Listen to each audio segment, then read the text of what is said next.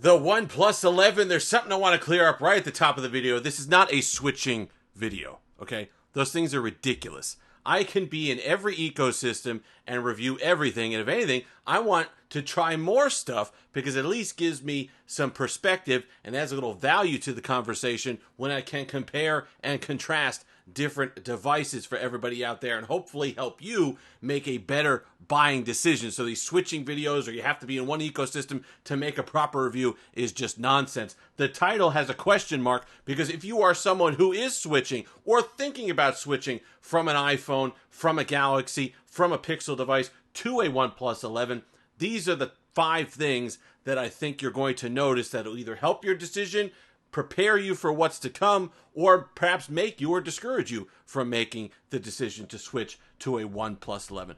The first thing is fast charging. Boy, you're going to love the fast charging. And I don't know whether it's propaganda for the companies that said, oh, fast charging is going to explode your battery. It's bad for your battery. Well, if you're that concerned about it, they have wise charging. There are ways to get around that. And of course, you could just use not their SuperVOOC charger. That comes in the box, by the way. You could actually use something else if you're worried about that and set the charging times and get more of a trickle charge. But in those instances that you need it, it is nice to get almost a full charge in 15, 20 minutes. And you add that to the 7 hours plus of screen on time you're getting because the Snapdragon 8 Gen 2 is fairly efficient this year, so you're getting those benefits as well. You pair those two together, that's an awesome combination.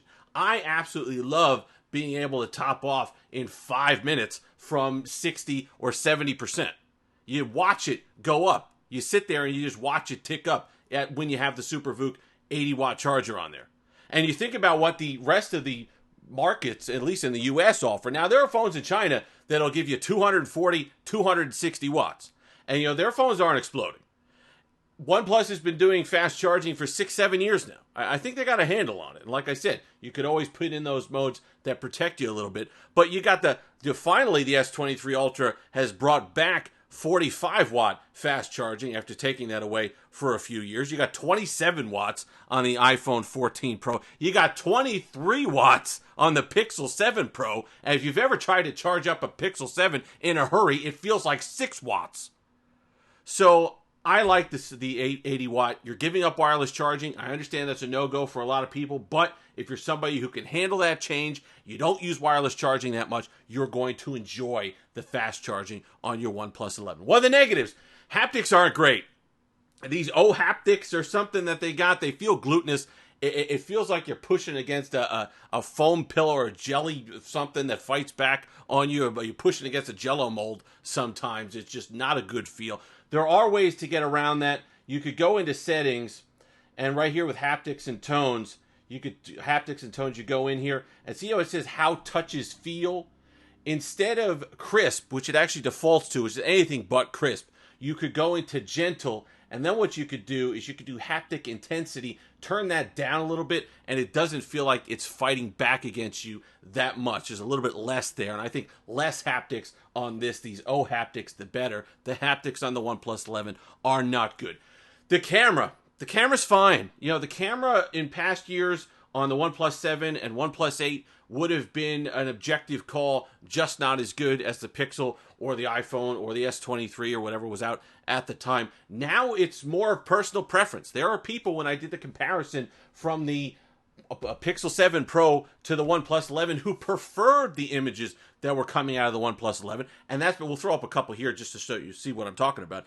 That's because of the punchier image that the OnePlus now creates. Instead of that flat image that you used to get out of your OnePlus camera, you're now getting a pretty vibrant image. So if your focus is social media, just having something that looks good, you scroll by it, they double tap the heart, and then they keep moving, this is going to give you that and then some. And like I said, a lot of people, when I put it side by side with both the S23 Ultra and the Pixel 7 Pro, people picked out the OnePlus 11 photos as the one they prefer. And having it be down to personal preference is a huge win for the OnePlus 11 because that is a far cry from where they were just a couple of years ago.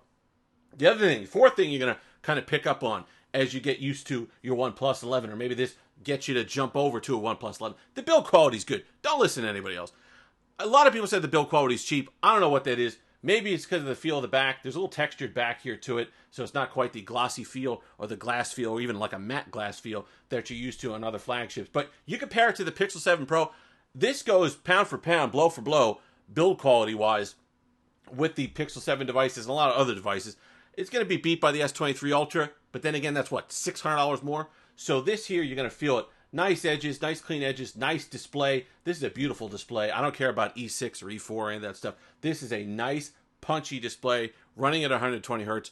LTPO panel. You're going to get down to 1 hertz. You're not really giving up a lot build-wise on this device as you do it. It's got a solid feel to it. It's got a little density to it. Feels nice in the hand. Premium material, premium quality. I think it looks quite sharp as well. So you're not going to be lacking there. And a lot of reviews I know said, wow, it feels cheap. Feels like a mid-ranger. Incorrect. I don't think so. Go to the store if they got one, pick one up for yourself and feel it. And you just kind of feel that heft and feel the build materials here. And you're going to like the build on the OnePlus 11. Last one is Oxygen OS 13 is just okay. It's not a reason. It's not like Oxygen OS 12 where there would be a reason why you wouldn't buy that phone. But it's also not a reason why you would buy this phone. It's kind of in between. It's a neutral. It's a draw. I like it. It's clean. It still has its hiccups, though. You're still going to get the double touches on occasion. You're still going to get a couple things.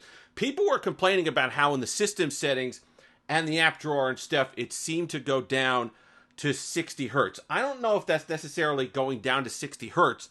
I think it's just the way that the OnePlus 11 handles touch sampling. I think that's more the issue, where it's... I don't know if it seems like it's an okay touch sampling, but it doesn't explode off your finger with the scroll like a lot of other devices do with higher refresh rates. It's going to be a smoother animation, or I would say a slower animation, that's going to make the phone feel a little bit more sluggish than it actually is, but it's just actually nice and smooth. So I wouldn't take that as a negative.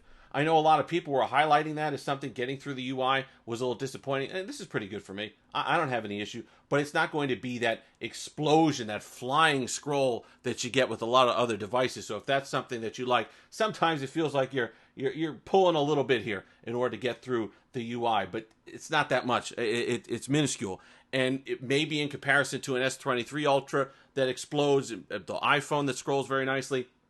This is going to come off a little bit slower than that, but I don't see that as a reason why you wouldn't pick up this phone, especially when you talk about the spec that it provides, especially when you talk about the price category that it's in for what you actually get. Man, that's a lot of value. That's a lot of value. And as things have gotten expensive, we talked about Samsung the past couple days with how to get 12 gigs of RAM here in the United States, you got to pay $1,379 to pick up 16 gigs of RAM for $799 is pretty good. So they're going to have to be pretty big shortcomings in order for me to not recommend this phone over more expensive devices, because you're talking about a huge gap in price. So the gap in price has to match what you feel are the deficiencies of this device. And personally, I don't think they get there. So those are the things that you're going to learn, or you're going to find out if you switch. And if you already have a OnePlus 11, let me know what people would learn down in the comment section below. If you've made it this far, like, comment, subscribe, all that fun stuff. Until next time, have that Steve-licious day.